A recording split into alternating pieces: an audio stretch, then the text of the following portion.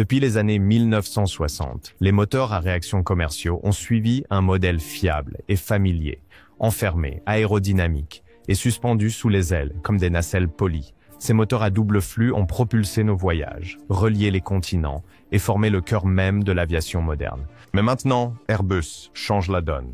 Airbus a dévoilé quelque chose de radical dans un monde aux prises avec le changement climatique, les coûts du carburant et la course vers la durabilité.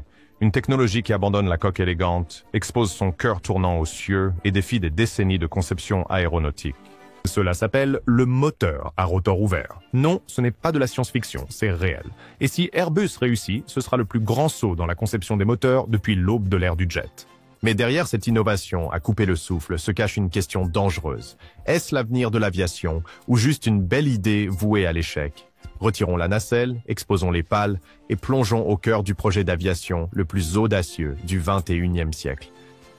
Au début, il y avait l'hélice. Les hélices régnaient dans les cieux, du flyer des frères Wright à l'emblématique Douglas DC-3 et aux avions de chasse de la Seconde Guerre mondiale. Elles étaient fiables, simples et parfaitement adaptées au vol à basse vitesse et basse altitude de leur époque. Mais le monde a changé. À mesure que le transport aérien devenait mondial, les passagers exigeaient vitesse, altitude et confort. Les hélices ne pouvaient pas suivre, elles étaient bruyantes, inefficaces, sujettes à la traînée. Entrait le turboréacteur. Apparu pour la première fois dans les années 1960, les moteurs à double flux ont marqué une révolution. Au lieu de simplement faire tourner des pales à l'air libre, ils les ont enveloppées dans des nacelles élégantes, des pods ingénieusement conçus qui maintenaient tout contenu et profilé. À l'intérieur de ces moteurs, l'air est comprimé, enflammé et expulsé pour créer de la poussée. Mais voici le génie. Tout l'air ne passe pas par le cœur. Une grande partie le contourne, créant un effet de grand contournement qui améliore l'efficacité et réduit le bruit. Et ainsi, le turboréacteur a conquis l'aviation commerciale.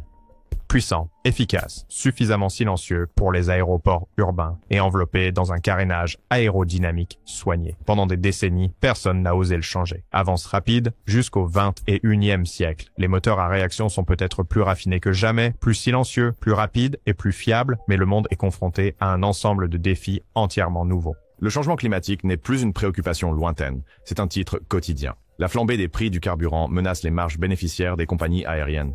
La pression publique augmente pour des solutions écologiques et les gouvernements du monde entier se préparent à une répression réglementaire sur les émissions de carbone.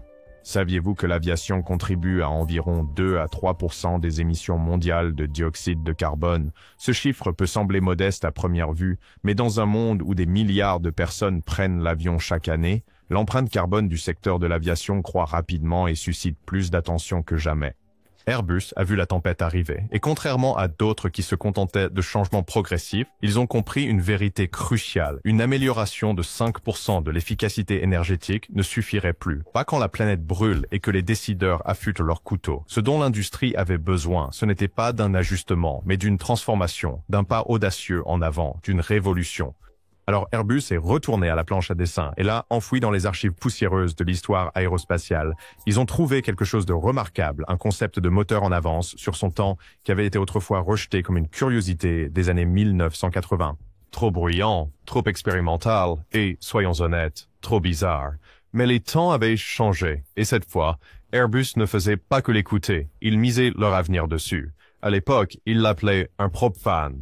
C'était le rêve éveillé de l'aviation, une tentative de marier le meilleur des deux mondes, l'efficacité énergétique des hélices traditionnelles avec la vitesse, la puissance et la performance en haute altitude des moteurs à réaction. Les ingénieurs imaginaient une époque où les avions de ligne pourraient voler plus vite et plus loin, tout en consommant beaucoup moins de carburant. Au cœur de ce rêve se trouvait le moteur à rotor ouvert. Contrairement aux turboréacteurs modernes, qui rangent leurs pales tournantes soigneusement à l'intérieur de nacelles pour l'efficacité et la réduction du bruit, le rotor ouvert rejette la subtilité. Ces énormes pales exposées, puissantes et intimidantes, tournent à l'air libre sans carénage.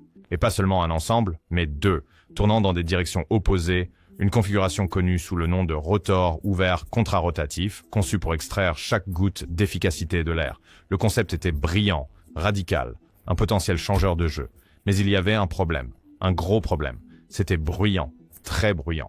tellement bruyants que même les aéroports dans les années 1980, bien avant les règles de bruit plus strictes d'aujourd'hui, ont hésité. Les pilotes et les passagers ne pouvaient pas imaginer voler pendant des heures avec un propane rugissant juste à l'extérieur de leur fenêtre. Ainsi, malgré des vols d'essai prometteurs et des chiffres de consommation de carburant impressionnants, l'idée a été mise de côté, reléguée aux manuels et aux archives de soufflerie.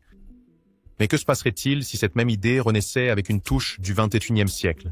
Nouveaux matériaux composites qui réduisent les vibrations, dynamique des fluides computationnels avancés qui optimisent le flux d'air, formes de pales conçues avec précision qui minimisent la traînée et réduisent le bruit, ajustements aérodynamiques qui étaient inconcevables il y a 4 décennies, et peut-être plus important encore, une industrie, une planète et une génération qui exigent désormais une aviation durable. Cette fois, le monde pourrait enfin être prêt pour le rotor ouvert. Et cette fois, cela pourrait bien fonctionner.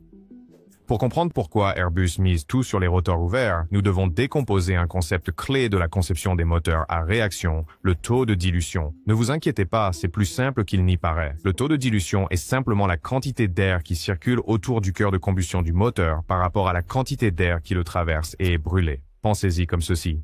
Plus vous pouvez déplacer d'air sans l'enflammer, plus votre moteur devient efficace et silencieux. Les moteurs à double flux modernes utilisent déjà ce principe. Ces énormes ventilateurs à l'avant des jets d'aujourd'hui, ils ne sont pas là juste pour le spectacle. Ils poussent une grande quantité d'air autour du cœur, permettant au moteur de générer de la poussée sans consommer beaucoup de carburant. C'est pourquoi les turboréacteurs à double flux sont bien plus avancés que les anciens turboréacteurs plus bruyants en termes d'efficacité et de niveau de décibels. Mais les rotors ouverts, ils poussent ce concept encore plus loin. Avec des taux de dilution ultra élevés, parfois 20 pour 1 ou même plus, les rotors ouverts déplacent un volume d'air énorme tout en consommant relativement peu de carburant. C'est comme remplacer le moteur de votre voiture par un énorme ventilateur électrique qui fonctionne avec une cuillère à café d'essence. Et voici le point crucial, parce que les rotors ouverts n'ont pas de nacelle, l'enveloppe aérodynamique qui entoure les moteurs à réaction traditionnels, ils sont plus légers et subissent moins de traînées dans l'air. Plus d'air, moins de carburant, moins de poids, moins de résistance. Imaginez enlever le couvercle d'un mixeur et le laisser tourner à pleine vitesse. C'est désordonné, c'est bruyant, mais c'est aussi puissant. C'est l'énergie brute et non filtrée que les rotors ouverts apportent. Et avec les bonnes améliorations technologiques, Airbus croit pouvoir transformer ce chaos en une propulsion propre et efficace. Et dans un monde qui se dirige vers des émissions nettes nulles, ce genre de puissance pourrait bien valoir le bruit. Airbus ne se lance pas seul dans cette révolution. Pour concrétiser leur vision audacieuse, ils se sont associés à CFM International, un poids lourd dans le monde de la propulsion à réaction. Formé en tant que co-entreprise entre GE Aerospace aux États-Unis et Safran Aircraft Engines en France, CFM n'est pas étranger à repousser les limites. Ils sont les cerveaux derrière le moteur LEAP, le moteur à réaction le plus utilisé sur la planète. Lorsque ces deux puissances s'unissent sur un projet, toute l'industrie aéronautique observe attentivement. Leur collaboration a donné naissance au programme RISE, abréviation de Révolutionnaire Innovation pour des moteurs durables. Mais RISE n'est pas juste un nom, c'est une mission audacieuse et tournée vers l'avenir pour réimaginer complètement ce que le vol peut être. À une époque où les compagnies aériennes, les gouvernements et les passagers exigent tous des cieux plus propres et des émissions réduites, RISE est une réponse à un défi qui ne peut plus être ignoré. L'ampleur du programme est vaste. CFM et Airbus ne se contentent pas de bricoler avec de légers ajustements ou des améliorations progressives. Ils explorent un ensemble de technologies de pointe allant des systèmes de propulsion hybride électrique qui combinent la poussée traditionnelle des jets avec l'énergie des batteries à des sources de carburant à base d'hydrogène qui pourraient éliminer les émissions de carbone. Ils repensent même la forme même des avions, en envisageant des designs futuristes et élégants qui réduisent la traînée et maximisent la portance. Mais au cœur de RISE se trouve son innovation la plus audacieuse, le moteur à soufflante ouverte. Ce n'est pas une simple résurrection du concept d'hélice ouverte des années 1980, c'est une réinvention complète. En utilisant des décennies de données de vol réels, des simulations informatiques sophistiquées, la modélisation de jumeaux numériques et des avancées aérodynamiques, CFM a construit un système de propulsion de nouvelle génération à partir de zéro, qui offre jusqu'à 20% de meilleure efficacité énergétique et réduit les émissions sans sacrifier la vitesse et la puissance exigées par l'aviation moderne. Avec RISE, Airbus et CFM ne construisent pas seulement un moteur, ils construisent l'avenir de l'aviation. Un avenir où l'aviation est non seulement plus rapide et plus efficace, mais véritablement durable. Voici la partie audacieuse, celle qui sépare les rêveurs des acteurs. Airbus et CFM ne se contentent pas de concevoir des prototypes élégants pour des communiqués de presse ou de construire des moteurs pour rester silencieux dans un laboratoire. Ils s'engagent pleinement. Ils prévoient de le faire voler dans la seconde moitié de cette décennie, très probablement d'ici 2027 ou 2028. Airbus fixera un moteur à rotor ouvert entièrement opérationnel sur le côté d'un avion d'essai et l'enverra rugir dans le ciel. Pas en théorie, pas en simulation, mais dans un espace aérien réel, turbulent et imprévisible. Ce ne sera pas une expérience en soufflerie soigneusement contrôlée ou une trajectoire de vol générée par ordinateur. Ce sera du sérieux. Des milliers de pieds dans les airs, traversant un air froid et impitoyable à des centaines de miles par heure. Chaque particularité, chaque tension, chaque imprévu se révélera sous la pression des conditions réelles. Ils mesureront tout. Combien de carburant cela économise-t-il? À quel point les moteurs sont-ils bruyants au décollage et à l'altitude de croisière? Comment ils gèrent les vibrations des moteurs, les vents changeants? Et oui, même les impacts simulés d'oiseaux. Le moteur sera poussé, stressé, testé, et peut-être même un peu effrayé, car s'il doit un jour propulser la prochaine génération d'A320 ou un design d'aile volante encore plus radical du futur, il doit gagner ses ailes. C'est plus qu'un test, c'est une épreuve par le ciel, et le monde de l'aviation sera attentif. On ne peut pas simplement coller un rotor ouvert sur un avion de ligne existant et en rester là. Ce n'est pas une mise à niveau plug and play comme le remplacement d'un turboréacteur ou la modernisation d'un intérieur de cabine. Les rotors ouverts sont une toute autre bête. Ils sont plus grands, tournent plus vite et créent des flux d'air que les avions traditionnels n'ont pas été conçus pour gérer. Leur architecture remet en question des décennies de conception d'avions conventionnels et exige une révision complète du nez à la queue. Commençons par les bases. Les moteurs à rotor ouvert sont beaucoup plus larges que les turboréacteurs standards. Sans la nacelle, le carénage extérieur lisse qui enveloppe habituellement un moteur, ces pales sont exposées et massives, balayant l'air libre en larges cercles rapides. Cela crée à lui seul un problème spatial. La plupart des avions actuels n'ont pas la garde au sol ou la conception structurelle pour accueillir de tels moteurs sous leurs ailes. Si vous essayez, vous risqueriez des impacts de pales, des problèmes de dégagement au sol et des problèmes d'équilibre majeurs. Alors, où les placer? La réponse se trouve à l'arrière de l'avion, sur ou près de la section de la queue. Monter les moteurs à l'arrière non seulement offre plus de dégagement, mais réduit également la quantité de bruit qui atteint la cabine. Les rotors ouverts ont historiquement eu des problèmes de bruit, et bien que les matériaux modernes et la géométrie des pales aient réduit les niveaux de décibels, le positionnement joue également un rôle énorme. Monter les moteurs plus loin des passagers et dans l'alignement du flux d'air aide à atténuer le son tout en améliorant l'efficacité. Mais ce déplacement, en éloignant les moteurs des ailes vers l'arrière, fait quelque chose d'encore plus radical. Cela ouvre la porte à des formes d'avions entièrement nouvelles, et c'est là que les choses deviennent passionnantes. Entrez dans le corps à voilure intégrée ou Baber Bay. Imaginez un avion où les ailes et le fuselage ne sont pas des parties séparées collées ensemble, mais une structure continue et homogène, comme une raie manta planant à travers les façades du ciel. Pas de jonction nette, pas de transition abrupte, juste des courbes lisses et fluides, conçues pour fendre l'air avec une résistance minimale. Ce n'est pas seulement pour le style. Le BWB est fondamentalement plus aérodynamique. Il crée moins de traînées, offre plus de volume interne pour le fret ou les passagers, et peut atteindre une efficacité énergétique nettement meilleure que le design traditionnel en tube et aile. Et devinez quoi?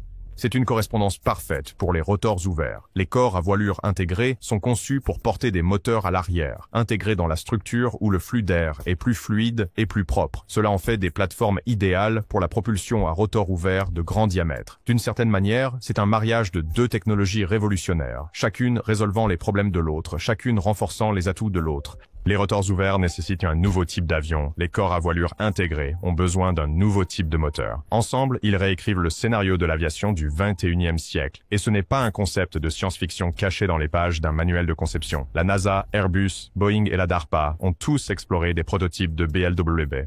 Airbus lui-même a dévoilé des concepts d'ailes volantes élégants comme le Maverick Demonstrator, une maquette à l'échelle de ce à quoi l'avenir pourrait ressembler. Ainsi, avec les rotors ouverts gagnant en popularité, nous assistons peut-être non seulement à une révolution des moteurs, mais à une véritable renaissance du design des avions. Des moteurs sous les ailes à la poussée montés sur la queue, des tubes métalliques avec des ailes fixées aux sculptures volantes homogènes en fibres de carbone et composite, des jets plus bruyants et plus lourds aux machines silencieuses optimisées pour la durabilité. Avec les rotors ouverts, l'avion ne se contente pas d'une mise à niveau, il subit une transformation. Une transformation qui pourrait redéfinir notre façon de voler, de construire et de penser le ciel lui-même. Mais attendez une seconde, avant de nous emballer avec des avions futuristes et des moteurs ultra efficaces, il y a un éléphant dans la pièce, ou plutôt un rugissement, le même défaut qui a condamné le rotor ouvert dans les années 1980, le bruit. Et pas juste un petit bourdonnement en arrière-plan. Nous parlons d'un grondement à pleine puissance et basse fréquence qui faisait grimacer les passagers et courir les planificateurs d'aéroports pour le budget d'insonorisation. Ce n'est pas un défaut de conception, c'est de la physique. Lorsque d'énormes pales non couvertes tournent dans l'air à grande vitesse, elles tranchent avec une force féroce, créant de puissantes ondes de choc acoustique et une turbulence chaotique. C'est simplement la nature de la propulsion exposée. Pas de nacelle signifie pas d'isolation phonique. Et dans le monde d'aujourd'hui, c'est un problème sérieux. Les aéroports du monde entier, surtout dans les centres urbains denses, fonctionnent sous des réglementations strictes en matière de bruit. Si un moteur hurle trop fort, il pourrait ne jamais voir une piste commerciale, encore moins décoller d'une. Alors, Airbus se prépare-t-il à un autre échec spectaculaire? Pas tout à fait. Airbus et CFM ont passé la majeure partie d'une décennie à se préparer pour ce défi. Ils savent que résoudre le problème du bruit n'est pas facultatif. C'est essentiel pour la mission. C'est pourquoi ils se sont plongés dans un domaine connu sous le nom d'aéroacoustique, la science de pointe qui étudie le comportement du son dans les flux d'air à grande vitesse. C'est là que les choses deviennent incroyablement avancées. Nous parlons de conception de pales intelligentes, façonnées avec une précision chirurgicale pour minimiser la formation d'ondes sonores, des matériaux de nouvelle génération qui fléchissent et amortissent les vibrations au niveau microscopique, des revêtements d'absorption et des doublures acoustiques qui absorbent le son avant qu'il ne puisse s'échapper dans l'atmosphère. Pensez à eux comme des écouteurs à réduction de bruit pour le moteur lui-même.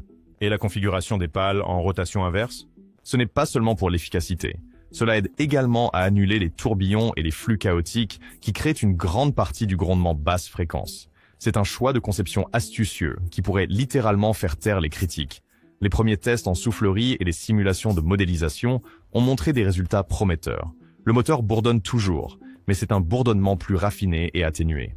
Pas silencieux, mais peut-être suffisamment calme pour répondre aux réglementations d'aujourd'hui et aux attentes de demain. Pourtant, rien de tout cela n'est garanti. Le verdict final ne viendra pas des modèles informatiques ou des essais en laboratoire. Cela viendra lorsque le moteur sera fixé à un avion et poussé à ses limites à 30 000 pieds. Ce n'est qu'alors, lorsque les microphones au sol et les passagers dans la cabine donneront leur verdict, que nous saurons si ce rotor ouvert du 21e siècle a enfin conquis son passé bruyant et indiscipliné. Car dans l'aviation, il n'y a qu'un seul son plus fort que le rugissement d'un moteur, l'échec, et Airbus est déterminé à ne pas l'entendre.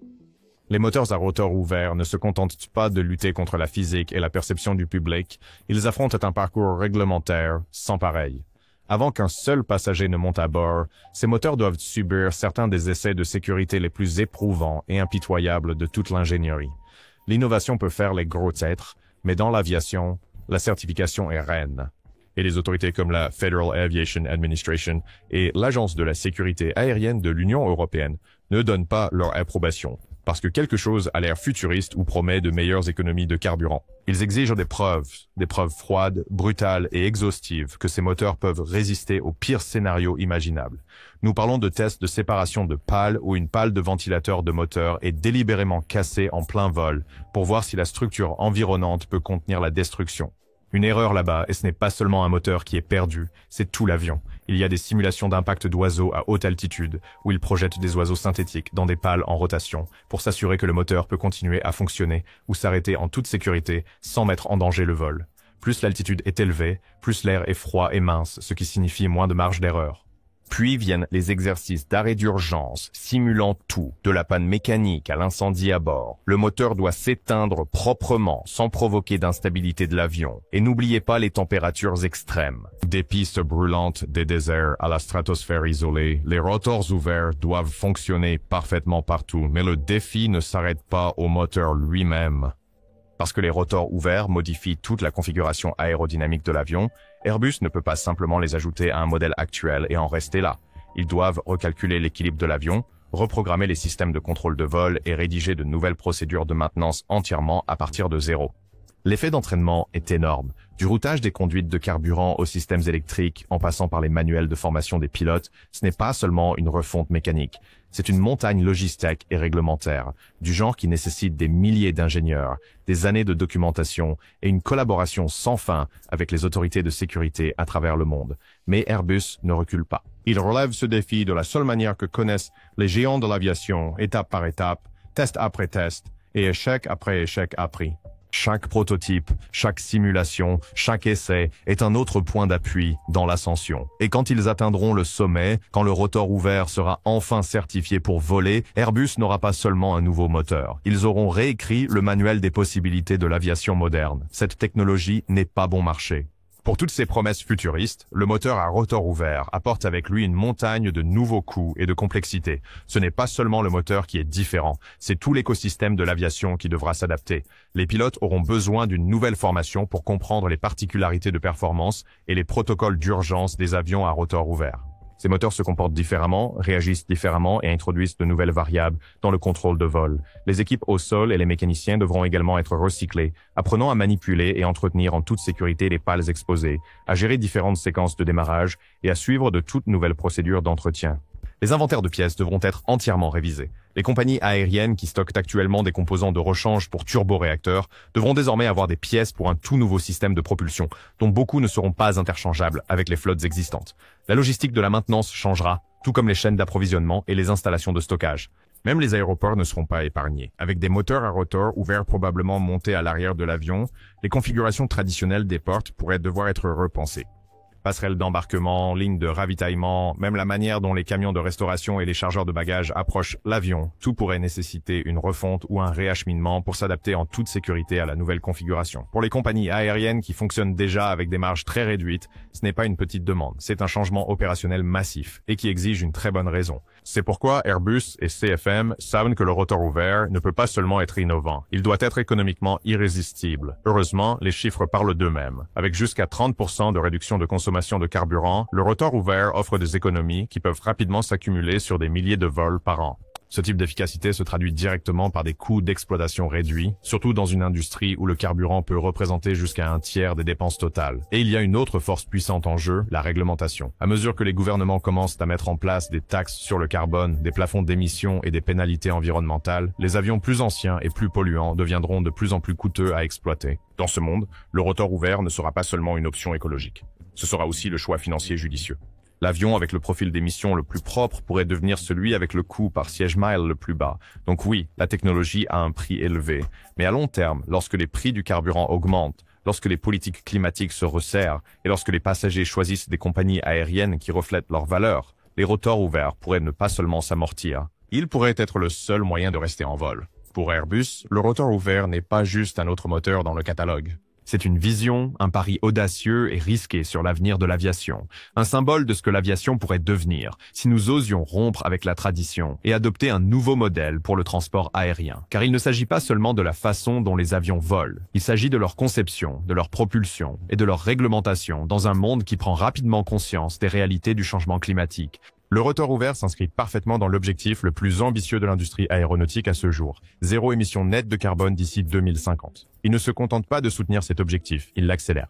Son efficacité énergétique ultra élevée et ses émissions considérablement réduites offrent une véritable solution évolutive à la crise du carbone qui pèse sur le secteur. Mais Airbus ne s'arrête pas aux économies de carburant. Il voit le rotor ouvert comme une technologie passerelle, une base modulaire qui pourrait un jour s'intégrer parfaitement avec la combustion à hydrogène, la propulsion hybride électrique ou même des systèmes d'assistance entièrement électriques. Son architecture est adaptable, son potentiel exponentiel. Et peut-être le plus excitant de tout, il ouvre la voie à une toute nouvelle classe d'avions. Les jours du traditionnel avion à fuselage tubulaire et ailes pourraient être comptés. Avec des innovations comme le rotor ouvert repoussant les limites du design, l'avenir pourrait appartenir au corps à voilure intégrée, aux ailes volantes ou à d'autres formes futuristes qui maximisent de l'aérodynamisme et l'efficacité interne. Si Airbus réussit cela, si le moteur à rotor ouvert peut tenir ses promesses de performance, passer ses essais de certification et gagner la confiance des compagnies aériennes et des passagers, alors les avions des années 2030 ne seront pas simplement une évolution des jets d'aujourd'hui. Ce sera quelque chose de totalement nouveau. Leur avion monocouloir de nouvelle génération, prévu pour faire ses débuts dans les années 2030, pourrait devenir le jet commercial le plus efficace jamais construit, non seulement plus léger ou plus rapide, mais radicalement plus durable, réinventé de l'intérieur pour répondre aux besoins d'un monde en mutation. Avec le rotor ouvert, Airbus ne se contente pas de construire le moteur du futur, ils le définissent. Boeing peut être discret sur le front des rotors ouverts, mais ne vous y trompez pas, ils observent de près. Jusqu'à présent, ils ne se sont pas engagés publiquement à développer leur propre moteur à ventilateur ouvert. Mais dans le jeu d'échecs, à enjeu élevé de l'innovation aérospatiale, le silence ne signifie pas désintérêt. Boeing sait que si le programme d'Airbus s'avère réussi, si ces énormes pales exposées offrir des économies de carburant sans exploser les niveaux de bruit ou le processus de certification, cela pourrait être un tournant, une perturbation suffisamment importante pour réécrire le paysage concurrentiel pendant des décennies. C'est pourquoi Boeing couvre ses paris ailleurs. Ils investissent des ressources dans les corps d'ailes intégrées, la propulsion hybride électrique et les composites de nouvelle génération. Des concepts comme le X-66A et l'aile à entretoise transonique montrent que Boeing est plus que prêt à parier sur des cellules révolutionnaires et des conceptions entièrement nouvelles. Si le pari d'Airbus sur le rotor ouvert s'avère payant, Boeing aura la base de recherche prête pour accélérer rapidement ses projets, peut-être en sautant avec un design qui associe la technologie du rotor ouvert à de nouveaux corps ultra slick. Mais cette course ne se limite pas aux géants de l'aérospatial. Embraer et Bombardier, acteurs majeurs du marché des jets régionaux, envisagent également des concepts de rotor ouvert, bien que sur une plus petite échelle. Leurs trajets plus courts et leur structure plus légère sont un terrain d'essai parfait pour des versions réduites de cette technologie. Plus intriguant encore, les startups eVTOL, ces entreprises rêvant de taxis volants et de navettes verticales de ville à ville, explorent des systèmes de propulsion inspirés des rotors ouverts pour la mobilité aérienne urbaine. Pourquoi ? Parce que les gains d'efficacité ne concernent pas seulement les gros porteurs long courriers. Les principes derrière la conception à rotor ouvert, forte poussée, faible consommation de carburant et structure simplifiée se traduisent parfaitement pour l'aviation court courrier, où la réduction du poids, des émissions et du coût par mile est encore plus cruciale. Un avion régional avec des ventilateurs ouverts montés à l'arrière pourrait réduire considérablement les émissions sur les trajets de banlieue, diminuer les coûts d'exploitation et même accéder à des aéroports avec des pistes plus courtes. Pour les pays densément peuplés ou les nations insulaires, c'est une révolution. Ainsi, bien qu'Airbus soit peut-être le premier à se lancer, ils ne sont pas seuls dans la course. De Seattle à Sao Paulo, de Montréal au garage de start-up de la Silicon Valley, toute l'industrie aéronautique observe, attend et se prépare. Parce que si le rotor ouvert fonctionne, non seulement en théorie mais dans les airs, il ne transformera pas seulement Airbus. Il pourrait révolutionner le vol lui-même. C'est brut, c'est bruyant, c'est non contenu. Mais cela pourrait bien être l'avenir. Le moteur à rotor ouvert remet en question tout ce que nous pensions savoir sur l'apparence des avions et leur façon de voler. Qu'ils deviennent la norme de l'industrie ou une note audacieuse dans l'histoire, une chose est certaine. Airbus ose imaginer une façon de voyager plus propre, plus silencieuse et plus intelligente. Alors, la prochaine fois que vous lèverez les yeux et verrez un avion traverser le ciel, pensez à ce qui le propulse. Parce que dans la prochaine décennie, ces moteurs pourraient être nus, tournants, et différents de tout ce que nous avons jamais piloté auparavant. Qu'en pensez-vous? Le moteur à rotor ouvert est-il le prochain grand saut ou juste une autre expérience en aviation? Partagez vos réflexions dans les commentaires et n'oubliez pas de consulter nos analyses approfondies sur d'autres innovations aérospatiales tournées vers l'avenir. Aimez et abonnez-vous. On se voit dans la prochaine vidéo.